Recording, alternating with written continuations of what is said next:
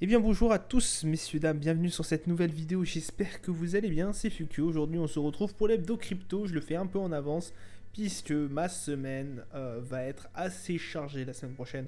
Donc je n'aurai probablement pas le temps de vous faire cet hebdo crypto mardi, hein. Voilà, normalement de base je la tourne mardi, mais là ça va être très compliqué pour moi de le faire.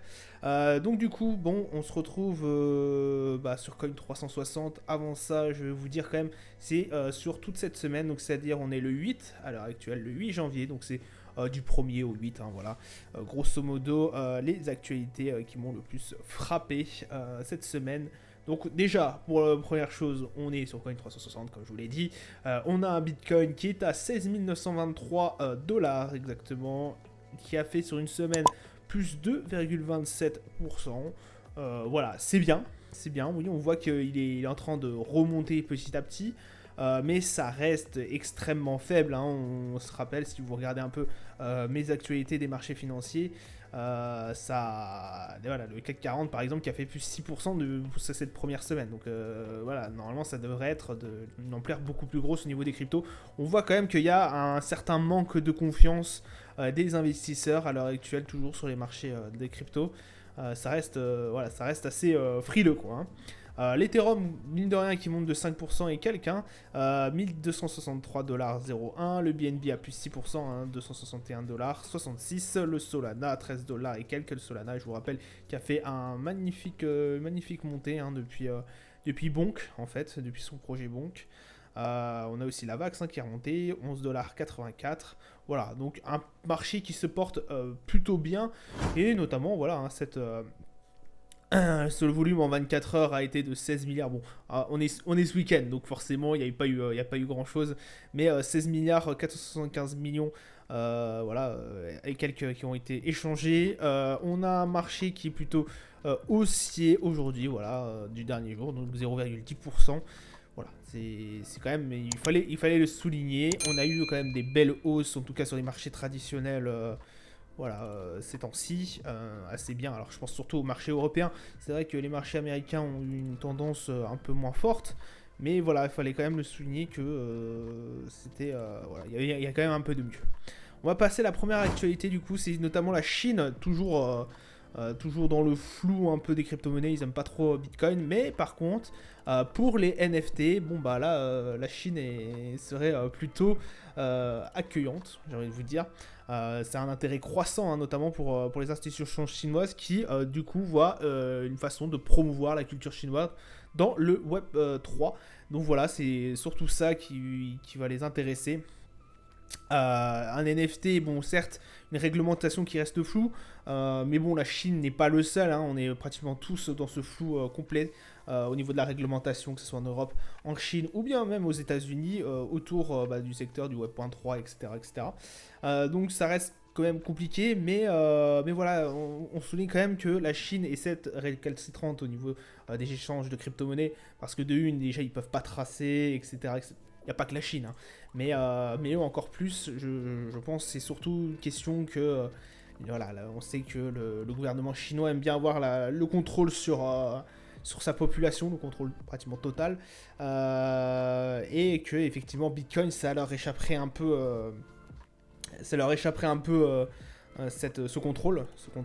Voilà, les crypto-monnaies échappent un peu au contrôle des banques et forcément, du coup, directement du truc de l'État chinois, pour ce qui est notamment en Chine. Mais voilà, du coup, là, les NFT, tu vois, ça pourrait, enfin, vous voyez, ça pourrait les intéresser, puisqu'effectivement, on peut promouvoir la culture chinoise, etc., etc. Donc, ils verraient ça d'un meilleur œil, j'ai envie de vous dire. Donc voilà, c'était une actu qui était quand même à souligner. On a notamment aussi le fait que le tribunal de Hangzhou a d'ailleurs pris une décision qui permet de diminuer le flou réglementaire autour du NFT de ce pays. Donc voilà, c'est très très bien aussi parce que malgré qu'ils sont pas très fans de crypto-monnaie, vous direz, il y en a beaucoup de pays, mine de rien, ils veulent quand même s'implanter sur le Web3 avec tout ce qui est NFT notamment. Et puis voilà, hein, on peut y s'y mettre déjà. Donc à mon avis, après c'est la Chine, hein. La Chine, ça peut aller très très vite s'ils sont vraiment intéressés par tout ce qui est Web 3. À mon avis, ça peut aller très très vite au niveau chinois. Le flou Le flou en question de régulation peut être très vite sorti. Enfin, je veux dire, on peut ne plus avoir de flou du jour au lendemain. Mais voilà, on sait que ça peut aussi être du sens contraire. Bon, la Chine qui, est quand même, qui a quand même de gros à jouer hein, dans le secteur de la tech. Un peu moins que les Américains, vous me direz, mais quand même, ça peut être un gros avantage s'ils se mettent déjà sur le Web3, les Chinois, en plein dedans. Voilà, petite actu comme ça, très sympathique. Autre actu aussi, Bitcoin. Alors là, c'est plus compliqué. Ça, on va toujours toucher à la réglementation, bien évidemment. Une proposition de loi qui veut interdire la promotion des cryptos. Alors, la promotion des cryptos, moi je suis pour. Ça c'est vraiment personnel. Pour, mais d'une certaine façon. C'est-à-dire par des influenceurs, non. Parce qu'il y en a beaucoup qui racontent de la merde. Je peux en faire partie. Vous pouvez me considérer que je dis de la merde. Mais moi, je fais juste que citer voilà, les documents. Je fais juste des récapitulatifs de ce qui se passe. Voilà, je tiens toujours à vous le redire. N'investissez que l'argent que vous êtes capable de perdre. Et c'est à vos risques et périls. Je vous engage à rien.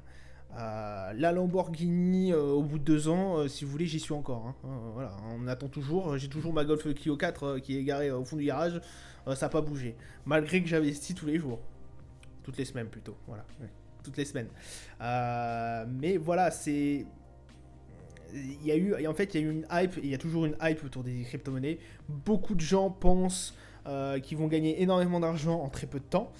C'est une grosse connerie. Les crypto-monnaies sont comme les actions, hein, ça baisse, ça monte. Et d'ailleurs, cette année-là, aujourd'hui, surtout, enfin, cette année, l'année dernière plutôt, 2022, ça a été une année catastrophique pour les crypto-monnaies et pour l'ensemble de la finance, du monde de finance.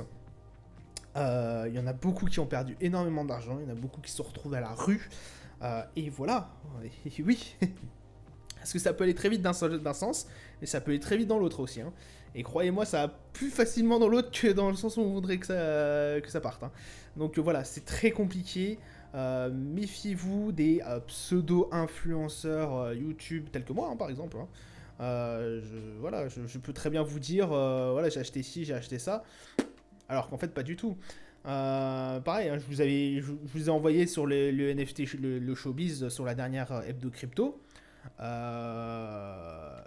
C'est un projet qui me tient, enfin, que je regarde de près. Mais ça veut en aucun cas dire que j'ai mis de l'argent dessus ou que j'ai été. Je ne pas payé, vu le nombre d'abonnés qu'on est, il n'y a pas grand monde. Mais voilà, ça veut absolument rien dire. Et méfiez-vous toujours des influenceurs qui vous prônent que vous avez gagné des 1000 et des 100 du jour au lendemain. C'est pas possible. Ça serait trop beau. Sinon, je serais pas là à vous parler. Donc voilà. Méfiez-vous de ça, et c'est surtout ça en fait que je reviens sur mon actualité, c'est surtout ça que veut interdire la loi, c'est-à-dire des influenceurs qui vous promettent le Graal en fait, et qui promouent la crypto-monnaie comme si vous n'y êtes pas, vous n'avez rien compris à la vie. C'est pas comme ça que ça marche, c'est pas comme ça que ça marche. Croyez-moi, il y en a beaucoup qui se mordent les doigts là parce qu'ils ont perdu énormément d'argent. Il y en a même certains qui étaient chez FTX et, à cause de certains influenceurs et tout qui... Voilà, ça n'a pas marché. On sait ce qui s'est passé. FTX a coulé. Ils se sont retrouvés le cul à l'air. Pardon de l'expression. Mais voilà, c'est quand même incroyable. Donc oui, moi je suis pour une régulation sur certains influenceurs. Mais par contre, ce qui est les plateformes et tout, par exemple Binance qui fait de la pub pour son exchange, je ne suis absolument pas contre. Je ne suis absolument pas contre. Voilà. C'était juste vraiment mon cap, enfin ma vision des choses. Donc effectivement, ils seront plus partis sur les influenceurs, voilà. Sont interdits des personnes mentionnées par l'article L 122-26-26, les influenceurs, la promotion sur les réseaux sociaux des produits, prestations et actes suivants, le placement ou investissement financier et les actifs numériques entraînant des risques de perte pour le consommateur. C'est exactement ça, c'est la crypto en plus c'est 10 fois pire, c'est ça, hein, c'est exactement ça. Et il y en a beaucoup qui prouvent ça, en plus sur des sites mais de fou quoi, des sites où même pas j'ai envie de mettre mon chien dessus quoi, limite. Euh, c'est dégueulasse mon chien dessus. Mais voilà, ça fait vraiment, pour moi c'est vraiment la pire des choses qui pourrait arriver, c'est effectivement qu'on autorise toujours ces personnes à faire de la promotion. Voilà, nous on le dit, alors c'est vrai que je le spécifie pas toutes les vidéos, mais il y a beaucoup de personnes qui vous le disent dans leurs vidéos quotidiennes sur les crypto-monnaies. Voilà, nous ne sommes pas, la plupart nous ne sommes pas gestionnaires de portefeuille ou autre. Voilà, on préconise un peu notre vision des choses, mais n'investissez que si cela vous paraît pertinent, que si vous avez réfléchi par vous-même, si vous avez recherché des infos par vous-même, et si voilà, ça vous paraît pertinent et que vous avez la possibilité et que si ça ne vous met pas en danger. Parce qu'il y en a beaucoup qui commencent, là j'en ai vu certains, mais ils s'endettent pour entrer sur les marchés des cryptos. Voilà. Donc vous avez fait ça en mars en fait, qu'est-ce qui se passe? Qu'est-ce qui se passe là en fait si vous avez fait ça en mars? Bah là c'est banqueroute, hein, vous êtes à la rue. Hein. Là vous pouvez plus rembourser le prêt émis à la banque et vous êtes cul nu quoi. Vous avez plus rien. Vous avez plus rien. Parce qu'en mars, on a bien creusé depuis mars hein, quand même. Hein. Depuis mars de l'année dernière, c'est incroyable. Donc voilà, faites très très attention. Et forcément, je reviens encore sur cette actu, on ne sait pas encore quelle est l'étendue de cette interdiction, qui sera considéré comme influenceur. Est-ce que cela impactera négativement le secteur de la crypto? Moi, je ne pense pas. Je ne pense pas. Effectivement, parce que le secteur de la crypto des Français pourrait mieux s'en sortir avec ces pseudo-influenceurs qui vous disent voilà, investissez là, faites du copy trading, lol. Faites déjà, allez déjà en compte virtuel, compte démo là. Faites-en au moins pendant quelques mois et puis après on verra si vous êtes capable de faire du trading. C'est incroyable, moi ça me rend fou ça. Enfin bref, voilà, c'était tout pour cette petite actu. L'autre qui m'a bien hypé, c'est notamment SushiSwap. Bon, oh, j'ai du mal. SushiSwaps. Je vais pas y arriver. SushiSwap, voilà, mais je vais y arriver au bout d'un moment. Qui annonce de gros changements. Alors, effectivement, eux, c'est pareil. Hein, eux, avec les divers crypto, ils ont pris extrêmement cher. Et du coup, il y a Jared Gray qui est, j'ai envie de vous dire, le chef cuistot de l'entreprise. Qui du coup a livré plusieurs propositions à la communauté, car effectivement ça tourne pas très bien en ce moment. On se rappelle hein, le le token sushi pardon, surfait sur la une vague qui était aux alentours des 20$ en mars 2021, avant la grosse crise, avant le gros hiver. Le jeton est tombé sous la barre des 1$. Je sais pas si vous imaginez. Là c'est pareil, hein. Si vous avez investi sur le sushi, bye bye. Hein. Enfin, de toute façon, on a tous, même moi j'ai perdu énormément d'argent avec cet hiver crypto. Hein. Incroyable. Et du coup, Jared Gray qui s'est quand même retrouvé en perte de 30 millions de dollars l'année écoulée, il a annoncé des décisions qui devaient être prises qui devaient être forcément prises pour sauver la boutique. Et dans ces décisions-là, il y a notamment ce que je retrouve oui, dans les documents, il est notamment question de blocage dans les temps de récompense des fournisseurs, de liquidité, ainsi que la destruction d'un pourcentage de jetons. Donc forcément, si on crée de la rareté, si on détruit des jetons, on crée de la rareté, ça peut repumper en haut le truc du sushi. Ou à l'inverse, complètement le down. Là, ça serait le pire. Après, voilà, on ne sait jamais comment les investisseurs vont réagir à cette nouvelle annonce. Mais voilà, hein,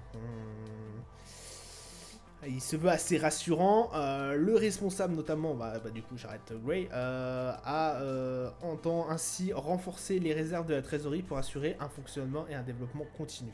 Donc voilà, donc ça serait baisse des récompenses du coup pour les fournisseurs de liquidités. Donc, ça peut être vous, ça peut être moi, voilà, c'est ceux qui utilisent le DeFi de SushiSwap, j'ai arrivé, et notamment du coup une destruction d'un pourcentage de jetons qu'ils ont en RAG. qu'ils ont dans leur coffre, justement, pour créer un peu de rareté. Et ainsi, par exemple, si vous avez 100 000 jetons et vous en avez que vous en cassez 10 000, bon, il ne reste plus que 90 000. Hein, il vous en reste plus que 90 000. Bah, du coup, il y a forcément une valeur qui se fait, vu que vous avez créé de la rareté. Forcément, le jeton peut pump à la hausse, mais aussi bah, les personnes peuvent se dire mais attends, il peut faire ça indéfiniment, donc du coup les investisseurs ils revendent tout, et là ça peut down complètement la crypto-monnaie. Voilà, ça c'est à surveiller de près, hein, ce qui va se passer Sushi. Et puis voilà, c'était tout pour moi pour aujourd'hui. Je vous souhaite une agréable journée, une bonne soirée, une bonne semaine à vous sur les cryptos, et je vous dis à la semaine prochaine. Pour ceux qui regardent que les hebdo crypto. Et pour les autres, bah, je vous retrouve du coup lundi, en espérant que j'aurai le temps, pour l'actualité des marchés financiers. Je vous dis à plus tard. Ciao, ciao.